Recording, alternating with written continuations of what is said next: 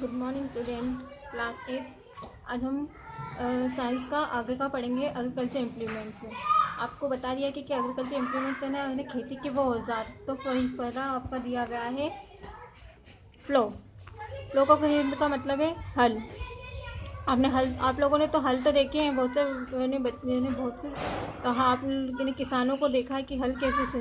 The plough is use for the loosing the turns of the soils and plough are made of the woods और iron. The traditional ploughs made of the woods और iron are drive by the animals और by a tractor.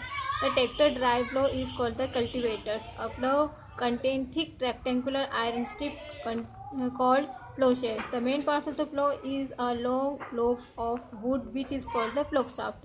प्लो कहने का मतलब हल का इस्तेमाल है ना, मिट्टी को उलट पुलट करने के लिए किया जाता है। जो हल किससे बना हुआ रहता है? लकड़ी और लोहे के से बना हुआ रहता है। अगर हम पुराने टाइम के जो हल देखेंगे वो लकड़ी और लोहे के बने हुए हैं, जिसको किसमें लगाकर चलाया जाता है? एनिमल्स में और ट्रैक्टर में लगाया जाता है। जिससे और जो ट्रैक्टर के द्वारा जो हल जोता है ना, खेत हल को जोता जाता है, उसे खेतियार कहते हैं। इस जो हल में होता है एक लंबा सा ट्रायंगुलर आयरन स्ट्रिप होता है, जिससे हल्का कहते हैं इसको। फिर इसके there is handle at the lower end of the shaft and beam of the upper part. इसकी जो लोअर एंड पर आपको एक हैंडल रहेगा और अपर पार्ट में आपको बीम रहेगा।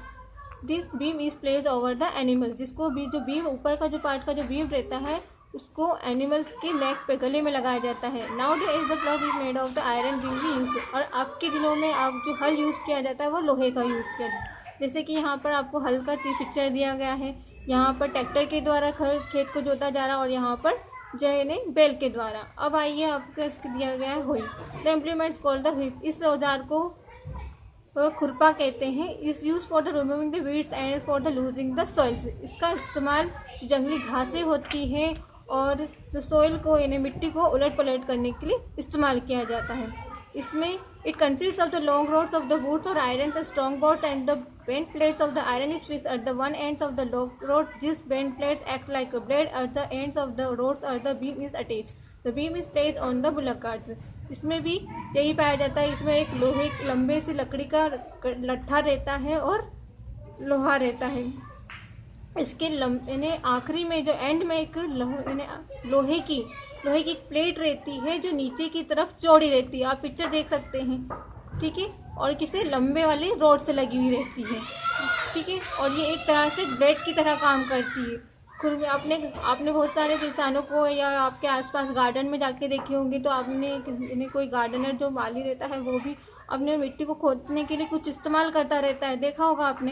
At the end of the road is the beam is attach. जिसका जो नीचे वाला हिस्सा रहता है वो एक बीम से अटैच रहता है, जिसको किसमें लगाया जाता है?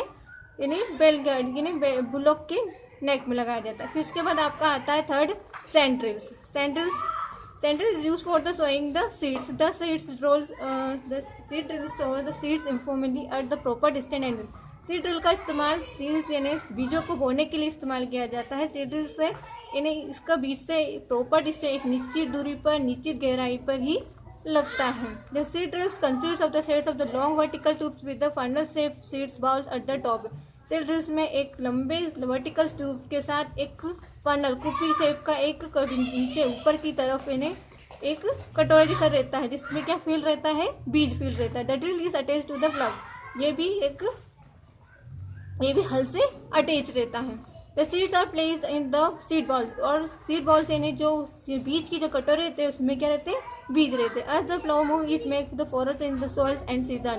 तो ये क्या है, जैसे जैसे आगे बढ़ता जाता है हल मिट्टियों को खोदते हुए जाता है और उसमें बीज डलते जाते हैं। It also cover the seed with the soil after sowing. इसके बाद क्या होता है कि जो सॉइल होता है वो बढ़ते जैसे आगे जाता है सी में बीज भरते जाते हैं और साथ ही साथ मिट्टी अपने आप ढकाती जाती है उसे बीज। देन उसके बाद आता है आपका ट्रॉवल्स, खुरपा and harrow. Trowels and harrows are use for the loosing the soils and removing the weed simultaneously. इसका इस्तेमाल इसका इस्तेमाल मिट्टियों को ऊपर नीचे करने के लिए किया जाता है और जंगली घास को निकालने के लिए।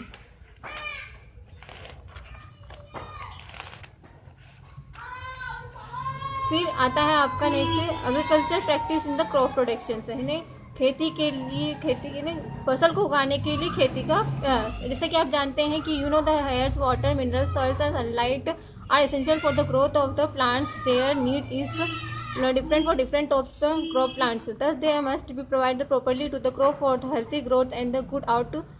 The crop was from must also be protected from the weeds and the pests, properly stored to the prevent crop from damage to the state. To meet the requirement and growing new and better variety of the crop, farmer performs each of the activities in a particular sequence covers over a periods of the time. This activity is known as agriculture practices crop production. जैसे कि आपको फसल उगाने के लिए आपको खेती की भी खेती का मालूम होना चाहिए. जैसे कि हम जानते हैं कि एक पौधे को उगाने के लिए क्या हमें हवा की, पानी की, खाद की, मिट्टी की और प्रकाश की बहुत ज़रूरत होती है, और हर अलग अलग पौधे की अलग अलग ज़रूरत होती है. ठीक है, ताकि हमें अच्छे से है ना अच्छे फसल और अच्छे से उसका उत्पादन मिले. और हमको फसल को जंगली घास और कीड़े से बचाना भी ज़रूरी है, ताकि फसल लंबे समय तक हम उसको प्रॉपर वे से स्टोर कर सकें. ठीक है, इसके लिए यहाँ पर आपको जैसे एग्रीकल्चर की प्रैक्टिस के लिए क्या करना पड़ता है, सॉइल प्रिपरेशन दी गई है. पहले सॉइल को पहले देखना पड़ता है, हल से जोतना पड़ता है, फिर बराबर करना पड़ता है, फिर उसमें आपको apply the manure fertiliser use करना पड़ता है. फिर सीड का बीजों का चुनाव करना पड़ता है. फिर सोइंग बोना, सोइंग का मतलब होता है बोना. मैनुअल सोइंग्स और broadcasting using the seed drills and transplantation. इसमें मतलब होता है कि किस तरह से आपको हाथों से इससे फैलाना, बोने का काम होता है, या तो फिर स्टील ड्रिल्स का यूज़ करना है, फिर ट्रांसप्लांटेशन का यूज़ करना है. फिर आपका आता है फोर्थ अप्लाई द फर्टिलाइजर और रिफ्लेशिंग द सॉइल्स. इन्हें मिट्टियों में उर्वरक को यूज़ करना, using the manure, using the fertiliser. Irrigation का मतलब होता है सिंचाई, ट्रेडिशनल मेथड से और मॉडर्न मेथड में, ये प्राचीन विधि से और आपके आधुनिक से. फीडिंग का मतलब होता है घास निकालना. ठीक है, फिर क्रॉप प्रोडक्शन का फसल की. फिर हार्वेस्टिंग का मतलब होता है कटाई. फिर उसके बाद आता है storage. Preparation of the soil क्या होता है, the preparation of soil involve the following. इसमें भी आपके 3 स्टेप इंक्लूड है. कौन से, फ्लोइंग, लेविंग एंड मैन्यूरिंग. इसका मतलब हल का खुदाई करना, फिर बराबर करना और फिर खाद का इस्तेमाल करना. मेरे ख्याल से आपको इतना समझ में आ गया होगा, और एक बार आप लोग इसकी रीडिंग लगाना और समझने की कोशिश करना. तब तक के लिए थैंक यू.